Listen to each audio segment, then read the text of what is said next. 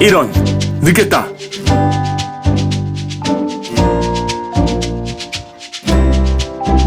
안녕하세요.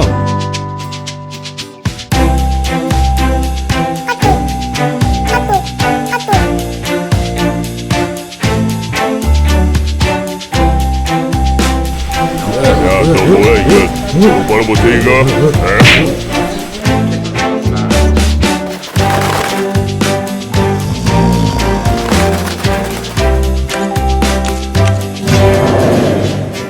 뭐야, 이건 예배가 아니잖아!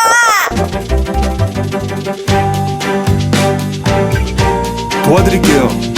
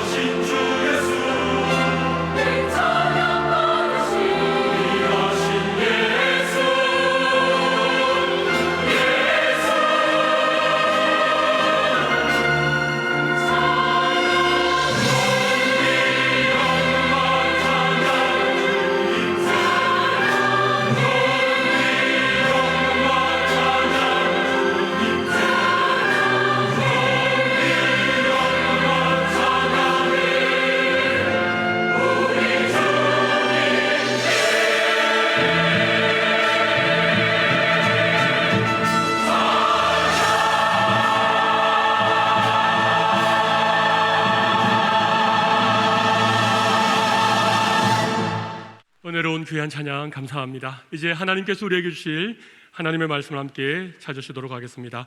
사도행전 9장 19절 하반절에서 31절의 말씀이 되겠습니다.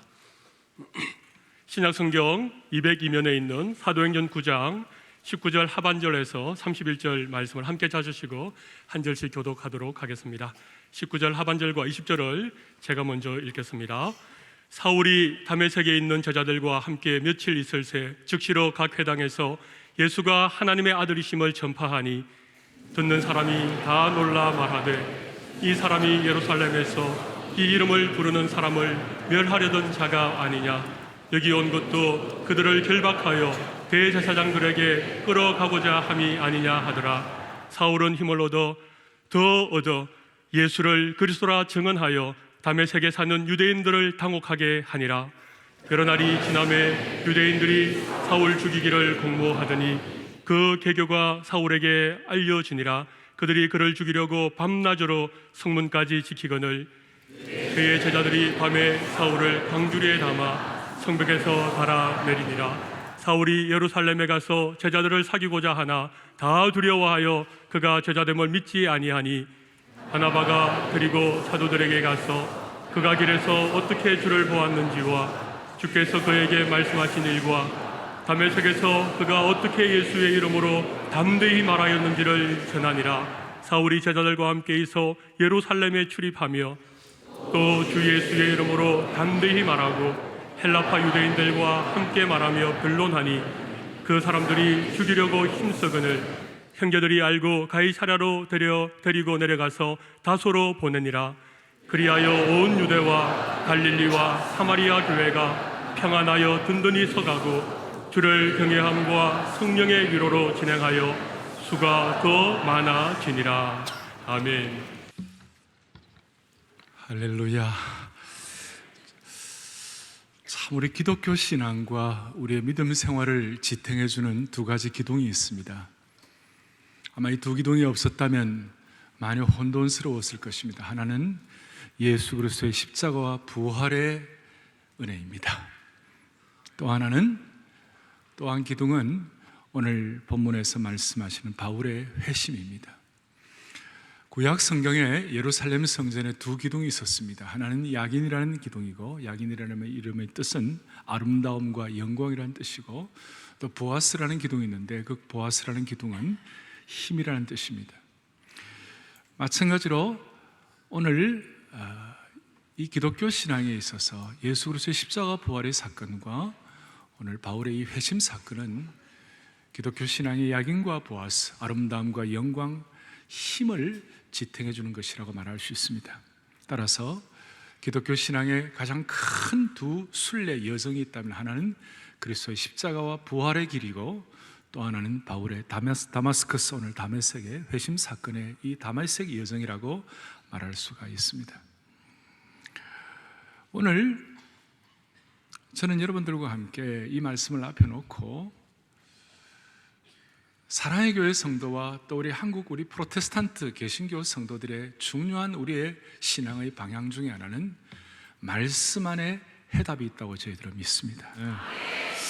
말씀 앞에 해답이 있다고 믿고, 동시에 오늘 저는 이 본문을 쭉 전체로 강의를 할 텐데 어느 말씀이 여러분들에게 지금 주님이 주시는 지혜로 주실지 저는 다 몰라요. 그러나 오늘 처음 여러분들이 찬송하실 때처럼 주님을 의지하여 지혜를 얻으리, 말씀을 의지하여 지혜를 얻는 시간이 되기를 바랍니다. 첫 번째로 생각할 것은 지난주 이 바울의 회심 사건, 바울의 다마스커스 회심 사건, 다메섹으로 가는 길에 갑자기 하늘에서 해보다 밝은 빛이 번쩍 비쳤다고 그랬습니다. 그 비침 받아서 이 사울이 주여 니시니까 나는 내가 핍박하는 예수다. 그리고 난 다음 제가 무엇을 하면 좋겠습니까? 그럴 때 너는 내게 택한 그릇이다. 너는 내가 택한 그릇이다. 그 음성을 들었어요. 그래서 그 음성 듣고 바울은 이방 선교의 아버지로서의 그릇, 또 사도성의 그릇을 이제 쭉 펼침을 받는 그 확인하는 내용들이 오늘도 계속 이어서 나오고 있습니다. 첫 번째로 우리가 먼저 생각할 것은 여러분, 이 사도 바울이 다메섹에서 마상에서 거꾸러진 거 다 알아요. 다 아는데 오늘도 사울이나 바울이나, 제가 사울이라 해도 바울이라고 생각해주고 바울이라고 생각해도 사울로 생각해, 왔다 갔다 해도 여러분들 알아서 깨달으시길 바라요. 예. 이 바울이 마상에서 거꾸러질 때 다메섹 도상의 경험을 하는 이 회심이, 컨버전의 이 사건에 있어서 사울이 보태준 게 하나도 없어요. 자기가 사도가 되어 보여야 되겠다고 열심히 한 것도 아니에요. 자기가 무슨 어떤 불을 받아야겠다 그래 한 것도 아니에요. 이유는 모르지만 하나님이 그를 붙잡으시고 그를 그릇으로 써주시고 하나님 나라의 가장 강력한 도구로 만들어 주신 거예요. 할렐루야. 이유는 모르지만. 그래서 저는 이 바울의 회심을 생각할 때마다 은혜라는 말을 쓰지 않을 수가 없어요. 하도 요즘 은혜라는 말을 쓰니까 은혜의 말에 대해서 식상하다는 사람이 있지만 은혜는 절대로 식상한 용어가 아니에요. 은혜라는 말을 들으면 늘 가슴이 뛰어야 되는 것이, 에베소서 3장에 보니까 모든 성도 중에 지극히 작은 나에게 이 은혜를 주신 것은, 이 사울의 고백이에요. 지극히 작은 나에게 이 은혜를 주신 것은. 그리고 갈라디아서 1장 15절 좀 보겠어요. 같이 읽어보겠습니다. 그러나 내 어머니의 태로부터 나를 택정하시고, 중요하죠. 나를 부르시니가 뭐로 불렀어요? 그 은혜로 부르셨다. 그의 은혜로 나를 부르셨다. 오늘도 우리의 마음속에 이 고백이 바울과 같이 있어야 오늘 이 말씀에 눈이 열리게 될 것이에요. 여러분, 그의 은혜로 우리를 부르셔서 이 자리에 와 있는 것이에요. 그리고 은혜에 관한 가장 클라이맥스가, 절정이 뭐냐? 바울이 뭐라고 고백합니까? 고린도서 15장에 나 된 것은 하나님의 뭐로 된 것이라? 은혜로 된 것이라. 오늘 이 치밀어 오르는 이 은혜에 대한 우리의 의식이 다시 한번 회복이 되어야 되는 것이에요. 나를 하나님의 은혜로 부르셨다. 오늘 예배 드리는 것, 여러분들이 나름대로 계획을 세워서 온 것 같지만 하나님의 은혜로 이 자리에 온 것이에요. 자전거 타다가 한번 뒤집어져 보세요. 못 옵니다. 몸이 아프면 50%에 못 오는 거예요. 시험 들면 50%에 못 오는 거예요. 하나님의 은혜로 이 자리에 와 앉아 계시는 거예요. 그래서 우리가 무엇보다도 오늘 첫 번째로, 오늘 이 바울의 회심 사건을 통하여 우리가 확인할 것은 바울 신앙의 토대는 은혜 신앙이었다 이거예요. 이걸 좀 어려운 말로 바울 신학의 토대, 바울의 신학이라고 했어요. 포울라인 티올로지라고 있는데 바울 신학의 토대는 은혜 신학이었어요. 지난 기독교 역사를 생각하면 은혜의 교류에서 떠날 때 사람들은 캄캄해지는 것이에요. 신앙의 허송세월과 허공을 칠 수밖에 없어요. 은혜의 신학의 기초가 흔들릴 때 사람들은 오염되고 자꾸 인간들이 쌓아놓은 거름더미 속에 들어가가지고 묻히게 되는 것이, 자기가 나타나게 되고 자아를 실현하려고 그러고 자기를 부인해야 되는데, 중세기의 가톨릭 교회가 부패한 이유가 뭐냐? 오직 은혜로 난 이 바울 신학이 쓰러져 버리고 뒷전으로 밀려날 때에 중세의 암흑시대가 도래한 것이에요. 은혜 신앙 대신에 공로 신앙이에요. 은혜 신학 대신에 공로 신학이에요. 그럴 때마다 하나님은 마르틴 루터나 요한 켈빈 같은 귀한 은혜 신학으로 무장된 개혁파 선각자들을 통하여 은혜의 횃불을 들므로 말미암아 다시 한번 신앙의 순전함을 회복시키는 것이에요. 오늘 이 은혜 신학에 깨달음을 주시도록 하나님이 절대적으로 신적 개입을 하신 거. 다시 얘기합니다. 바울이 내가 뭐 어떤 은혜 받아봐야 되겠다, 뭐 하겠다, 내가 뭐 어떤 사도가 되어봐야 되겠다, 하나님 부름받아야 되겠다, 이런 거 없어요. 그런데 하나님이 이걸 거꾸로 들으신 거예요. 그럼 이런 말씀을 여러분 들으면 됐네, 이제. 옛날 어른들 하는 말씀이 있잖아요. 실컷 마음대로 살다가 죽기 직전에 하나님 앞에 부름받으면 되겠네. 할 거 다 하다가. 그건 은혜가 아니에요. 참 은혜를 받은 사람은, 진짜 은혜 신학에 녹아진 사람은 이 은혜가 내게 너무 크기 때문에, 나 같은 사람을 여기에 불러주신 것이 너무 크기 때문에 내가 어떻게 하면 주님을 더 기쁘시게 할까? 어떻게 하면 주님을 더 사랑할까? 어떤 이 세상의 조건을 만족시키는 신앙이 아니라 은혜에 대해서 감격하여 어떻게 반응할까? 이것이 신앙의 키가 되는 것이에요. 오늘 은혜 신앙, 은혜 신학의 하나의 현장이 뭐냐? 오늘 바울과 아나니아의 사건이에요. 지난 주일날 아나니아를 하나님께서 기도로 말씀하시고 17절에 사울에게 보내가지고 17절에 보니까 아나니아가 바울에게 가서 사울에게 안수하여 형제 사울아 그러면서 기도해 주시는 거죠. 이 제자 아나니아와 사울이 같이 있는 것 자체가 은혜예요. 왜냐하면 사자와 어린 양이 함께 누워있는 믿기 힘든 상황이라고 말할 수 있어요. 과거에 사울은 분노에 차 있었고 그의 두 눈은 이글이글거렸으며 연약한 그리스도인들을 감옥에 잡아놓고 고문하고 때리고 죽였어요. 그가 이 아나니아와 함께 있는 것 자체가, 이 상황 자체가 은혜라는 거예요. 동시에 아나니아는 하나님의 은혜에 대해서 눈이 열린 사람이었기 때문에 바울에 대해서 얼마나 그 전에 사울의 입장에 있을 때 그가 죽인 사람들을 생각할 때마다 가슴이 아픈 일이죠. 사울 때문에 과부된 사람도 있고 사울 때문에 집안이 풍비박산이 되는 그런 집안도 있는 거예요. 그거 생각하면 기가 막힐 일이지만 그 사울에 대해서 칼로 찌르거나 복수하거나 침을 뱉거나 멸시하거나 뺨을 때리거나 그렇게 하지 않았어요. 돌을 던지지 않았어요. 감옥에 넣거나 불을 지르거나 물에 던지지 아니했어요. 그냥 은혜로 반응했어요. 따라서 사랑하는 교우들이여, 그리스도인이라는 사람들은, 모든 신앙인들의 진정한 칼은, 살다 보면 우리는 다 상처와 아픔과 한을 갖게 돼 있어요. 인생의 어떤 여정에서 많은 문제를 만나잖아요. 인생이란 것은 너무나 예기치 않던 일들의 수많은 연속들이 일어나잖아요. 그러다 보면 우리는 수많은 상처를 받게 되는 거예요. 그럴 때마다 우리는 어떻게 해야 돼요? 복수해야 돼요?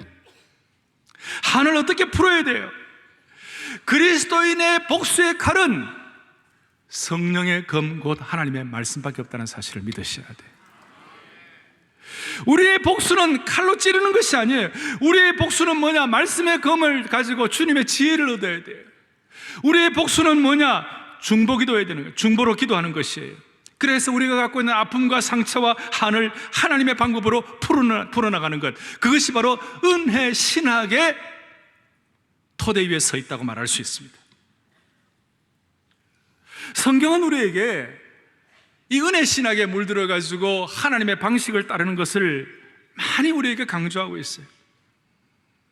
예를 들어서 구약에서 한나라는 여인이 있어요. 한나에게 분인나라는 여자는 아주 연적이었고 아주 사무엘상 1장 6절 이런 내용이 나와서 읽어보겠습니다. 여호와께서 그에게 임신하지 못하게 하심으로, 그 다음에요, 그의 적수인 분인나가 그를 심히 격분하게 하여 괴롭게 하더라. 보세요, 이 분인나에 대한 표현이 사무엘 기자가 뭐라고 얘기했느냐? 그의 적수인 분인나, 한마디로 원수라는 거예요.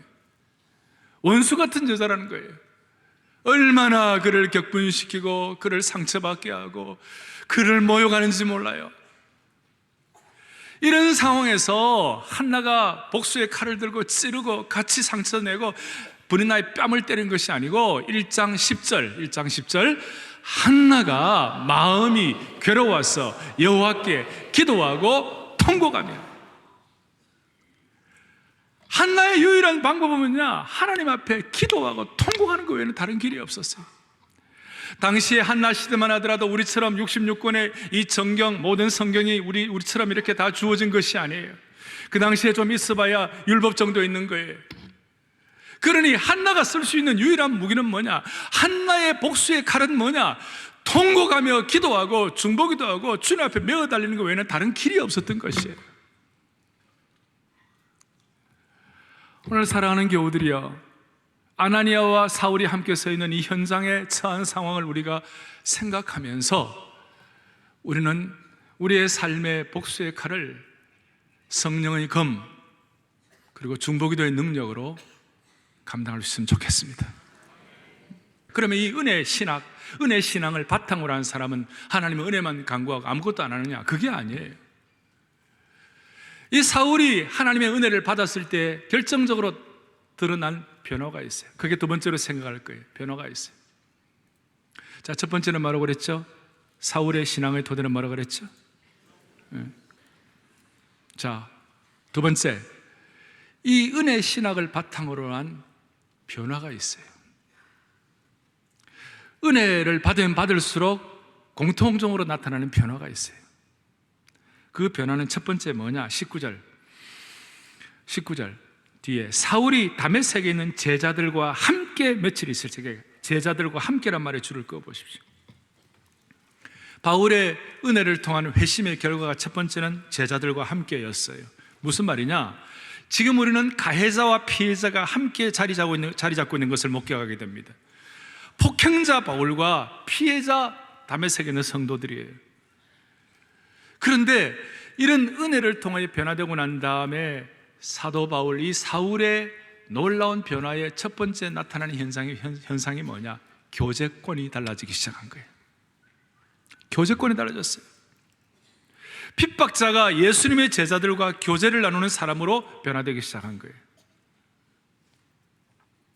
이것이 저기 뒤에 보니까 23절에 여러 날이 지나면 유대인들이 사울 죽이기를 공모한다 이런 말이 나올 정도로 이것이 유대교의 입장에 있어서 볼 때는 배신자였어요. 그러니까 유대 율법적 입장에 있는 사람들이 볼 때는 배신자의 라는 말을 들을 정도의 교제권이 달라지기 시작한 거예요. 그래서 그들은 특공대까지 조직할 정도로 바울을 미워했습니다. 세상 사람들이 미워할 정도로, 하나님이 기뻐하지 않는 사람들은 미워할 정도로 교제권이 달라지기 시작한 거예요. 바울의 입장에서는 그 당시에 초인류 학교인 율법 최고의 인류 학교에서 예수 학교로 이제는 동창생이 달라지기 시작한 거예요. 도박 친구들이 우리말로 하면 전도 친구로 바뀌고, 홍대 클럽 친구들이 성경 공부 친구로 바뀌고, 술 친구들이 우리가 다락방 친구들로 바뀌고, 교제권에 혁명적인 변화가 생기기 시작했어요. 여러분들이 지금 영적으로 조금 지금 좀 나약해졌다라고 생각이 되신다면 여러분들의 영적 교제권을 점검할 필요가 있습니다.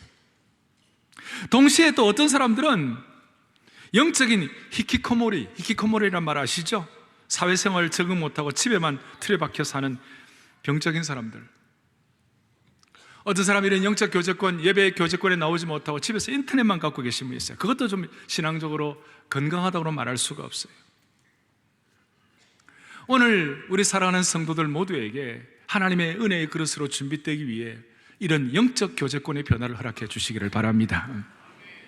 또 하나는 바울이 회심하고 난 다음에 은혜로 회심하고 나니까 어떤 일이 벌어요? 20절에 보니까 즉시로 각 회당에서 예수가 하나님의 아들이심을 전파했다. 이 즉시라는 말이, 이 부사 immediately, 즉시의 순종이었어요. 변화되자마자 즉시 말씀을 순종하게 되었어요.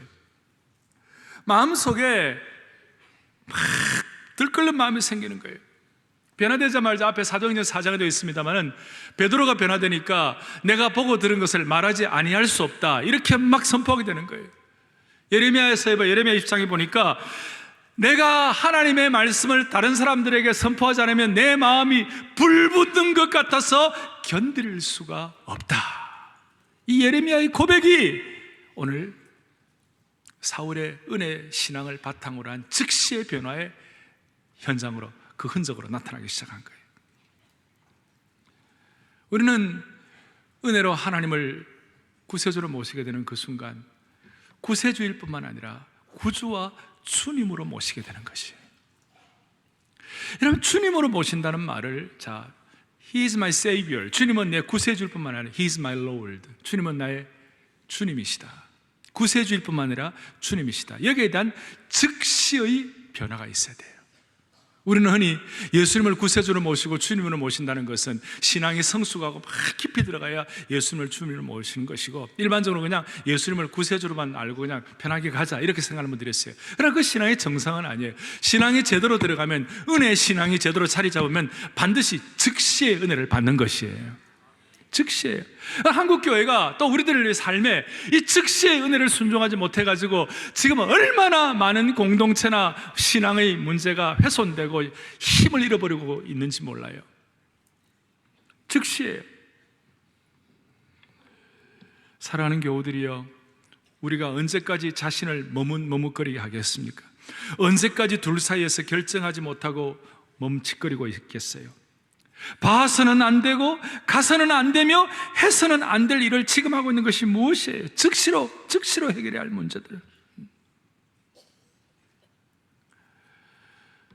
우리가 우리의 마음속에 불타는 것 같은 복음 전도에 대한 열정이 생기지 않는 이유, 왜 즉시가 안 되는가? 그 중에 하나는 내 마음에 다른 무엇이 너무 크게 자리 잡고 있어서 그래요. 아니, 다른 것이 너무 많이 자리 잡고 있을 때 주님을 사랑한다 하지만 진짜 사랑은 아니에요. 주님을 향한 사랑의 우선순위가 되지 않는 나머지 사랑은 다 그것이 가짜예요. 그것은 다 시간이 지나면 다 변화되게 되어 있는 것이에요. 주님을 향한 우리의 즉시의 순종을 통한 사랑이 제대로 가야 나머지 가족과 이웃들을 사랑하는 것이 진짜가 될 수가 있는 것이에요.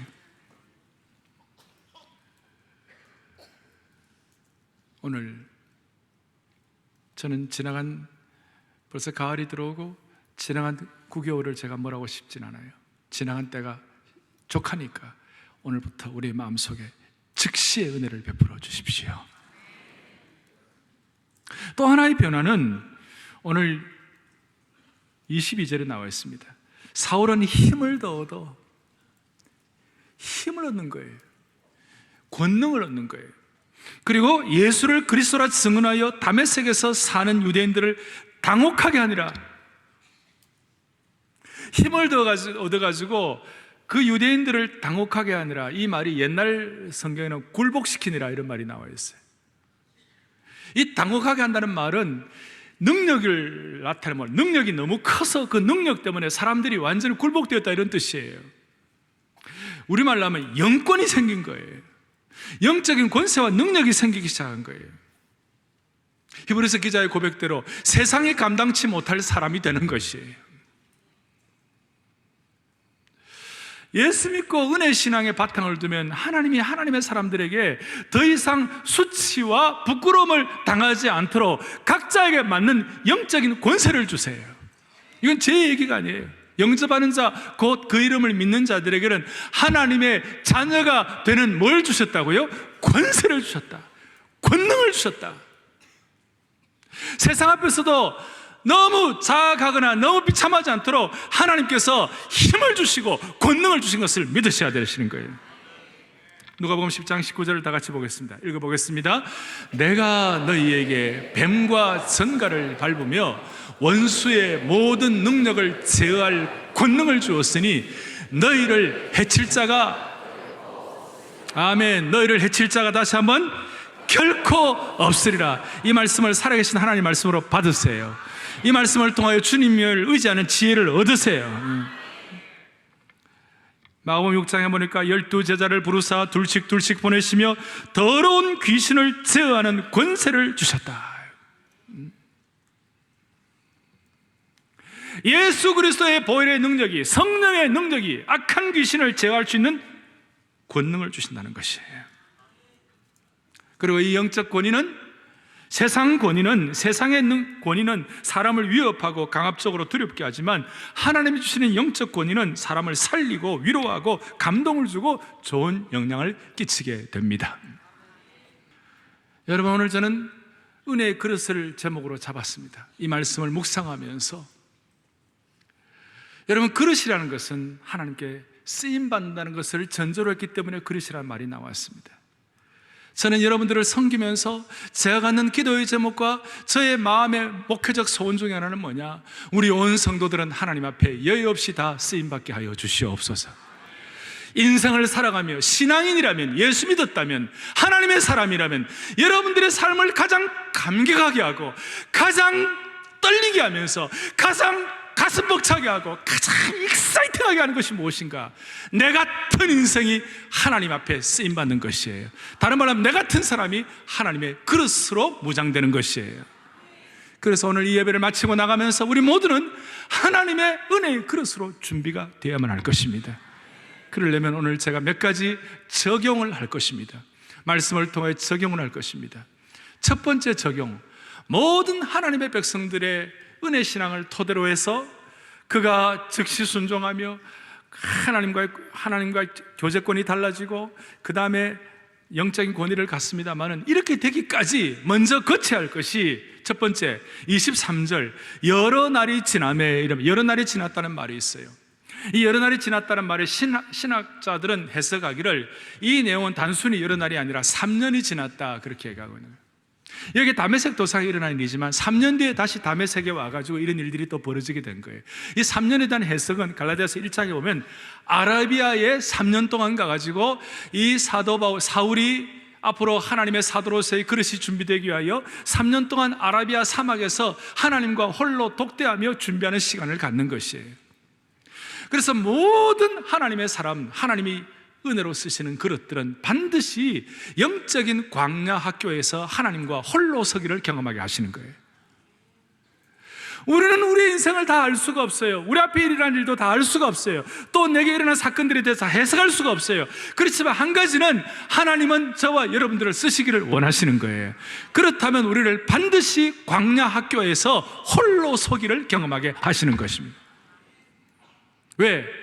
이 사울은 율법에 푹 젖은 자였습니다. 율법에 젖어서 자기 의와 어떤 자기 프레임에 빠진 사람이었어요. 이 프레임을 깨뜨려버리고 다시 한번 하나님의 사람으로 무장되고 새롭게 빚어지려면, 그의 때가 빠지려면, 오염된 것이 정화되기 시작하려면 최소한 시간이 필요하다는 거예요. 영적 숙성의 과정이 필요하다는 것이에요. 좋은 고추장이나 좋은 간장이 좋게 되려면 숙성의 과정이 필요하듯이 하나님의 사람으로 쓰시려고 할 때 반드시 이런 숙성의 과정이 필요하다는 것이에요. 그 숙성의 과정은 그냥 되는 것이 아니라 광야 학교에서 하나님과 홀로 서기를 해야만 가능한 것이에요. 그리고 이 홀로 서기, 이 광야 학교에 관한 것은 지정학적인 광야 학교가 있고 상황적인 광야 학교가 있어요. 지정학적인 광야 학교는 모세처럼 40년 동안 실제로 광야에서 죽을 고생하는 것이에요. 예수님처럼, 세례요한처럼, 엘리야처럼 광야에서 고생하는 거예요. 그러나 상황적인 광야는 요셉처럼 형들에게 배신당하고 팔리고 감옥에 가고 오해당하고 모욕당하고 참소당하고 하는 이 모든 것들이 바로 상황적인 광야 학교예요. 여러분이나 제가 하나님 앞에 은혜의 그릇으로 준비되기 위하여 모두가 다 이런 과정을, 아라비아의 3년의 과정을 거치게 되는 거예요. 이해할 수 없는 상황에서 하나님이, 내가 하나님과 홀로 서기를 통하여 하나님 제대로 깨닫고 만나는, 또 준비되고 다듬어지는 과정이 필요하구나, 이렇게 생각하셔야 돼요. 창세기 32장에 보면 야곱이 야복 강가에서 씨름할 때에 거기에 중요한 단어가 있어요. 그것이 뭐냐? 야곱이 홀로 남았더니 어떤 사람과 날이 새도록 야곱과 씨름하다가, 홀로 하나님과 씨름하는 과정이에요. 모세도 홀로 광야에서 하나님과 홀로 서기, 그가 함으로 말하면 나중에 그 광야에서 하나님의 놀라운 말씀을 율법으로 받게 된 것입니다. 예외가 없습니다. 지정학적이든 상황적이든 저와 여러분들에게 하나님은 홀로 서기를 통한 광야 학교를 거치게 하십니다. 그것이 어떤지 저는 다 모릅니다. 어떤 사람은 처절한 가난일 수도 있고, 어떤 사람은 인간관계의 고통일 수도 있고, 어떤 사람은 이해 못하는 가족관계의 아픔일 수도 있어요. 저는 다 모릅니다만은 그 하나님의 홀로서기의 과정을 잘 필수 과목으로 통과하시기를 바랍니다. 이건 필수 과목이에요. 선택 과목이 아니에요.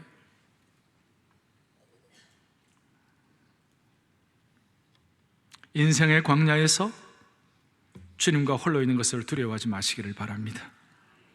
세상은 홀로 내어버린 자를 외면하지만 하나님은 언제나 홀로 있는 자에 대해서 연민하고 긍휼히 여겨주시는 것입니다.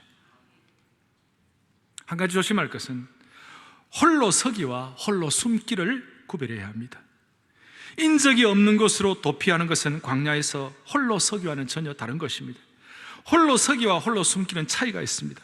홀로 서기는 하나님의 선물이며 타락 이전에도 존재했습니다. 그런데 홀로 숨기는 타락 이후에, 하나님을 불순종한 이후에 찾아온 저주라고 말할 수 있습니다. 홀로 서기는 하나님과의 만남으로 연결되지만 홀로 숨기는 하나님으로부터의 도피, 하나님의 낯을 피해 도망하는 것으로 연결되는 것입니다. 광야에서 홀로 서기를 통하여 다듬어지시되 홀로 숨기는 하지 마시기를 바랍니다. 이 홀로 서기의 필수 과목을 통과하면 두 번째 하나님 주시는 과정이 무엇인가? 23절부터 25절, 여러 날이 지나며 유대인들이 사울 죽이기를 공모했다 그러고 24절에 밤낮으로 성문까지 지키거늘 그를 죽이려고 25절에 그의 제자들이 밤에 사울을 광주리에 담아 성벽에 달아내리니라. 이제 드디어 고난이 시작됩니다. 고난의 학교가 시작됩니다.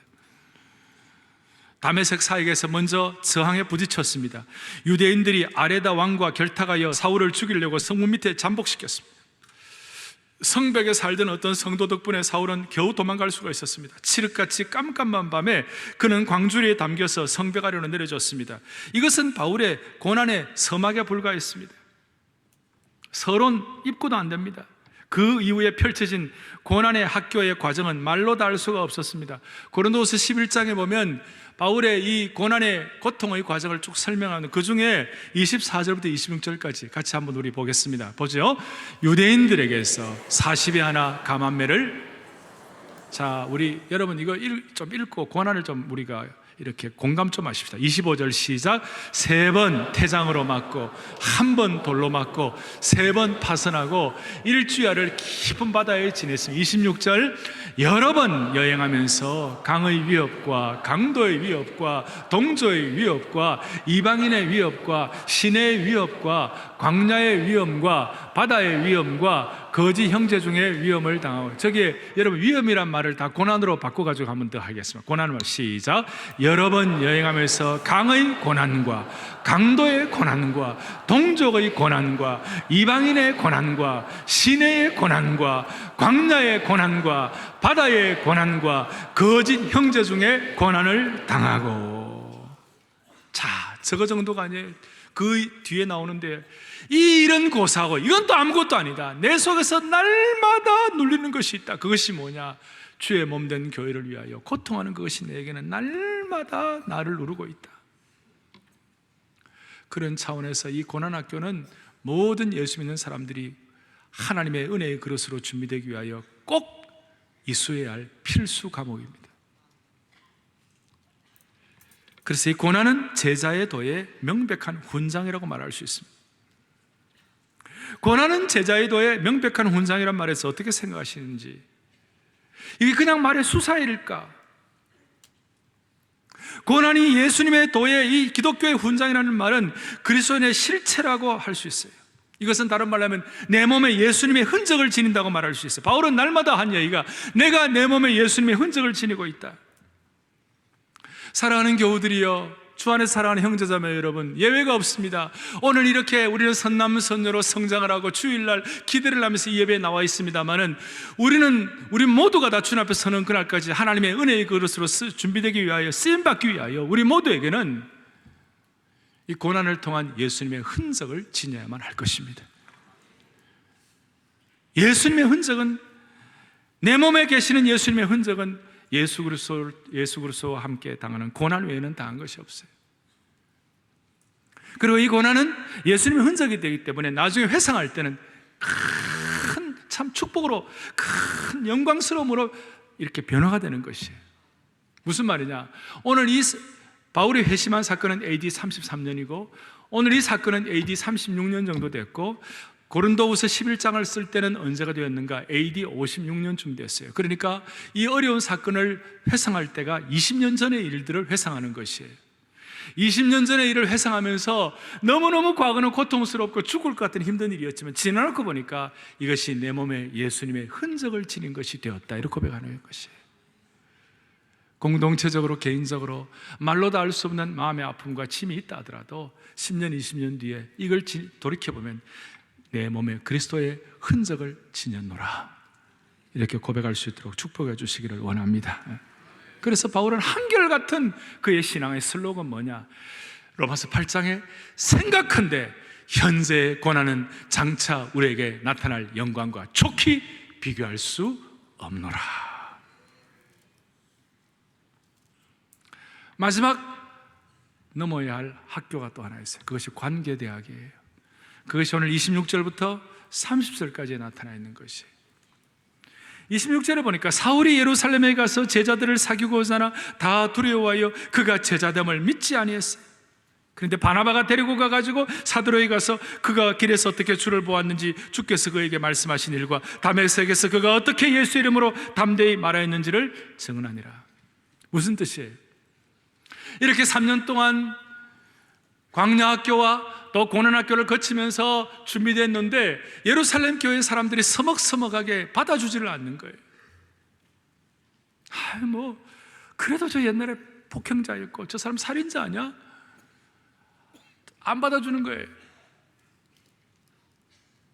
그랬을 때 하나님께서 세우신, 하나님이 예비하신 바나바라는 너무 마음 좋고 귀한 바나바. 저는 바나바를 생각할 때 위로가 되고 축복이 돼요. 온유한 사람이에요. 왜? 앞으로도 바나바, 뒤로도 바나바. 바나바는 너무너무 이렇게 인격적으로 온유한 사람이에요. 평생 오늘 이후로 사울과 바울과 함께 평생 우정을 나누고 바울에게 있어서는 평생 은인이 되었어요. 아무도 보증설려는 사람이 없고 아무도 바울의 인격됨을, 신용을 보증설려고 하는 사람이 없었어요. 그럴 때 이 바나바가 사울의 손을 잡고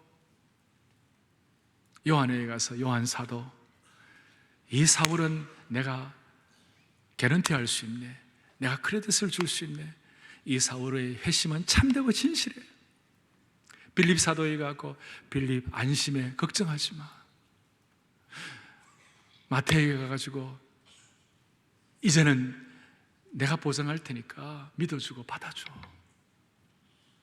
나중에 갈라디아서에 보면요, 예루살렘 교회 가서 이와 같이 바나바가 안내하고 그렇게 하니까 거기 있는 사람들이, 특별히 예수님의 동생 야고보가 이 바울과 함께 교제권에 들어가기 시작했고, 그러니까 사울이 예수님의 동생 야고보와 이렇게 교제권에 들어갔고, 또 베드로와 함께 갈라디아서 1장에 보면 15일 동안 함께 유하면서 교제하면서 거기서 드디어 치유받고 회복되고 새로워지고 하나님 나라를 위하여 준비되는 그릇이 될 수가 있었습니다. 오늘 이 교제학교,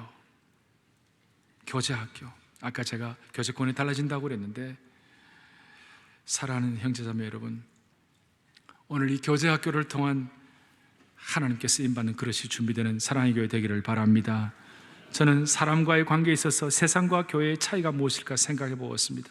한마디로 세상은 비참한 사람들을 더욱 비참하게 만드는 곳이에요. 요한복음 8장 보면 가늠한 여인들을 더 수치와 부끄러움을 주는 것이 세상입니다. 그러나 교회는 비참한 사람들을 위로하고 세우는 곳입니다. 예수님은 수치로 떨고 있는 그 여인의 마음을 위로하고 무너진 삶을 세워주었습니다. 세상의 방식은요, 창세기 4장에 보면 라멕이라는 사람이 나오는데, 라멕이 상처받고 고통받았을 때 나는 77배로 원수들에게 복수하리라 이런 말이 나와요. 77배로 대갚아준다는 것이. 그런데 하나님 나라의 교제대학에 들어오면, 교제학교에 들어오면 77배가 아니라 70번씩 7번이라도 용서하는 축복을 받게 되는 것이에요. 이것이 하나님 나라의 교제학교의 특징이에요. 정리하겠습니다. 마지막 31절 다시 한번 다 같이 우리 31절을 또박또박 읽겠습니다. 시작. 그리하여 온 유대와 갈릴리아와 사마리아와 교회가 평안하여 든든히 서가고 주를 경외함과 성령의 위로로 진행하여 수가 더 많아지니라. 아멘. 31절을 잘 보세요. 여러분, 이게 공동체 교회예요.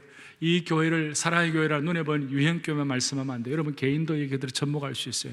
겉으로 드러난 축복이 있고 내면의 축복이 있어요. 외형적 은혜와 내적 축복이 있어요. 외형적 은혜가 뭐냐? 그것은 교회가 평안하여 든든히 서가는 것입니다. 하나님의 공동체인 교회와 무형 교회인 여러분들 자신이 평안하여 든든히 서가는 것은 이런 하나님이 쓰시는 은혜 그릇으로 준비될 때 이 축복을 외형적으로 받습니다. 동시에 내면적으로는 주를 경외함과 성령의 위로가 있는 것입니다. 어떤 교회든 하나님을, 거룩한 하나님을 두려워하고 경외하고 성령의 위로가 있는 주님의 몸된 공동체는 하나님 앞에 쓰임받을 수가 있는 것입니다. 교회는 성령의 위로가 있는 곳입니다. 따라하겠습니다. 교회는 성령의 위로가 있는 곳이다. 오늘 외면적인 평안함과 든든함을 주시고 내적인 은혜인 하나님을 경외함과 성령의 위로가 풍성한 개인 공동체 되기를 주님의 이름으로 간절히 축복합니다. 다 손을 펼치시기 바랍니다. 다 손을 펼치시고 우리가 하나님 앞에 이 시간 성령의 위로가 있는 교회가 되게 하여 주십시오. 사랑의 교제와 나눔이 있는 교회가 되게 하여 주십시오. 간절한 마음으로 손을 펼치시고 이 순간 하나님의 위로와 능력이 우리가 채워지기를 원하는 마음으로 사랑의 나눔이 있는 곳에 하나님께서 계시도다. 성령의 위로가 있는 곳에 하나님께서 계시도다. 은혜의 그릇이 되는 곳에 하나님께서 계시도다. 찬양하고 기도하겠습니다. 사랑의 나눔. 사랑 있는 곳에 있는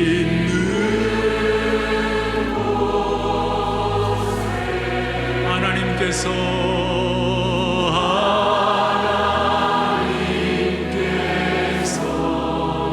계시도다.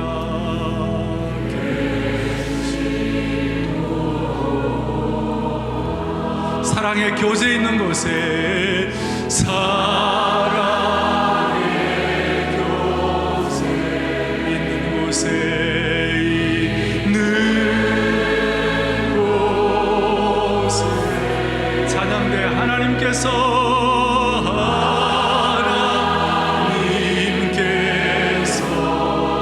계시도다.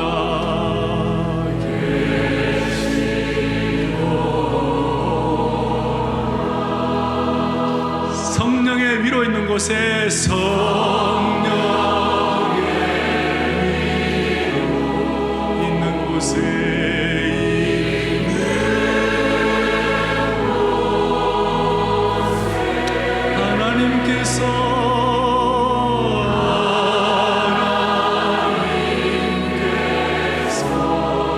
계시도다.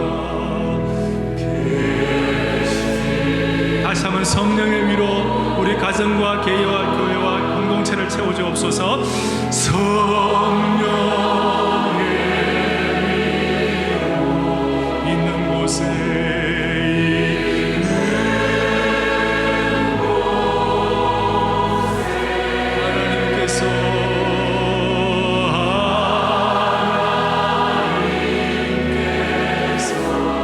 계시도다.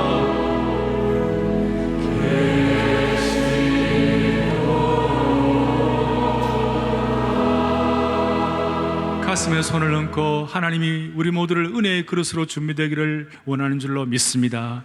그 마음으로 은혜의 그릇 있는 곳에 하나님께서 계시도다. 주님의 임재를 이 시간 갈망하면서 또 확신하면서 은혜의 그릇 있는 곳에 하나님께서 주여 평생 주님 앞에 아름답게 쓰임받게 하여 주시옵시고 가면 갈수록 더 귀한 은혜의 그릇 되게 하여 주시옵소서. 그런 마음으로 은혜의 그릇 있는 곳에 소원하면서 기도하겠습니다.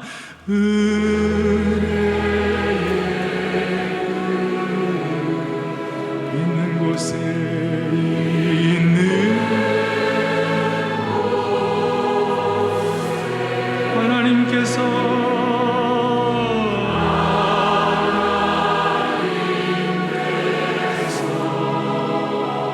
계시도다.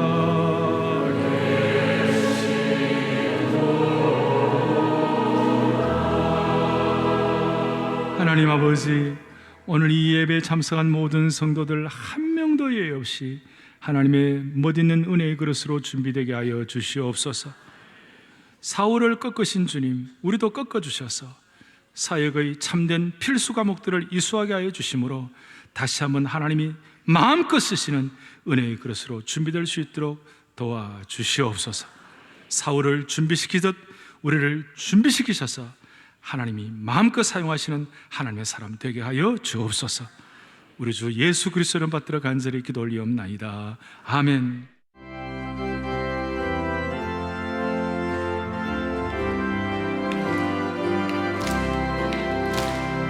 나의 마음속에 온전히 주님만 모셔놓고 나의 정성을 다하여 주를 섬기니 기도가 슬프다 오직 한만 주님의 나의 죄만 모시고 찬송하며 주는 나의 큰 능력 주는 나의 큰 능력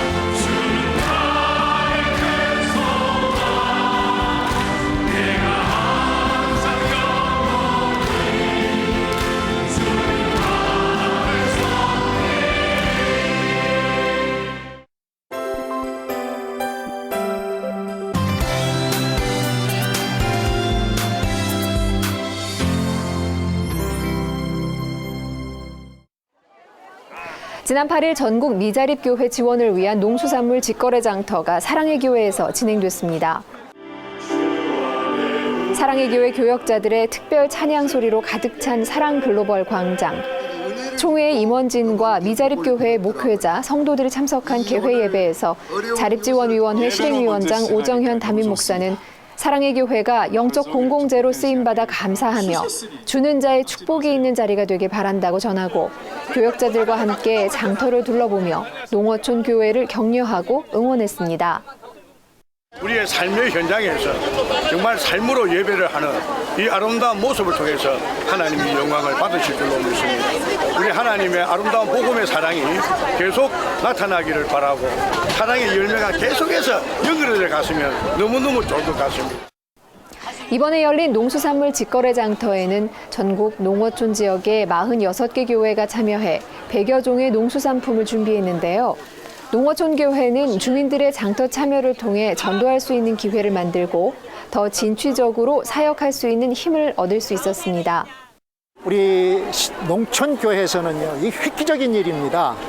사랑의 교회에서 이렇게 농산물을 팔 수 있는 장소를 제공했다고 하는 것은 한국 교회를 열어놓은 것과 같은 기분이 듭니다. 제가 농산물을 좀 팔겠다고 동민들한테 얘기를 했더니 안 믿는 사람도 교회가 이거를 해주는구나 하고 지금 초비상 관심을 가지고 있습니다. 이렇게 되면 우리 농촌 교회도 많은 도움이 될 것 같습니다. 단순히 농수산품을 구입하는 것이 아니라 농어촌 미자립교회를 돕기 위한 마음이 모아진 직거래 장터.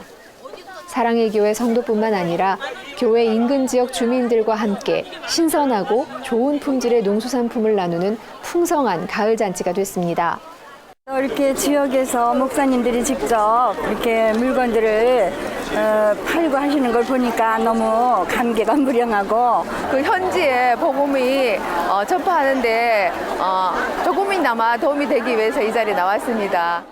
교회 자립지원위원회는 사랑의 교회에서 열린 직거래 장터를 시작으로 전국 7개 권역별 장터를 열고 인터넷으로 판매할 수 있도록 할 예정입니다. 앞으로도 사랑의 교회가 농어촌 미자립교회의 자립을 위한 사역에 앞장서며 형제된 교회로서 함께 성장하기 바랍니다.